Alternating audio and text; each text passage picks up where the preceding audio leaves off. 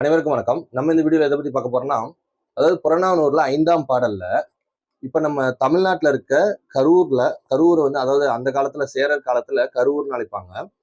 அந்த கரூர் ஆண்ட சேர மன்னர ஒரு புலவர் வந்து புகழ்ந்து பாடியிருக்காரு. அதை பத்தி தான் பார்க்க போறோம். ஏன் இப்ப இருக்க தமிழ்நாடுன்னு சொல்றேன்னா, அந்த காலத்துல சேரர் ஆட்சி காலத்துல இதுல அதாவது இப்ப இருக்க கேரளாக்குள்ள ஒரு கரூர் இருந்துச்சு, தமிழ்நாட்டுல ஒரு கரூர் இருந்துச்சு. இப்ப இந்த கரூர் வந்து கரூர்னு அழைக்கப்படுது.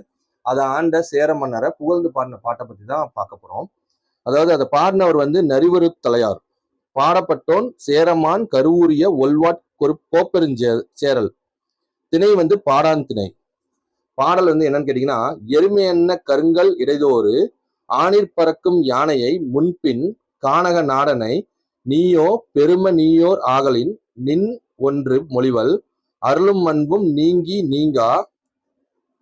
நீக்கி நீங்கா நிறையங்கொள்பவரோடு ஒன்றாது காவல் குளவி கொள்பவரின் ஓம்புமதி அளிதோதானே அது பெறல் அருங்குரைத்தே.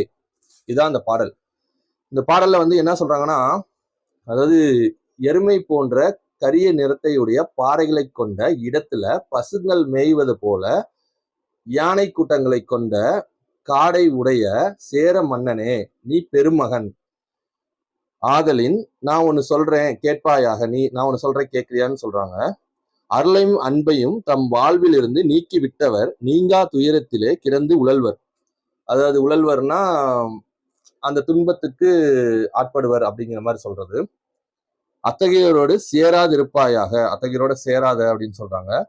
பெற்ற தாய் குழந்தையை பேணுவது போல நின் நாட்டை பேணி காத்து வருவாயாக. பெத்த தாய் எப்படி குழந்தைய பார்த்துக்கோங்களோ அந்த மாதிரி நாட்டு மக்களை வந்து பேணி காக்கணும் அப்படின்னு சொல்றாங்க. அதாவது நாட்டு அரசனாவது எளிதில் வாய்ப்பதன்று. நாட்டு அரசனாவது சாதாரண விஷயம் கிடையாது.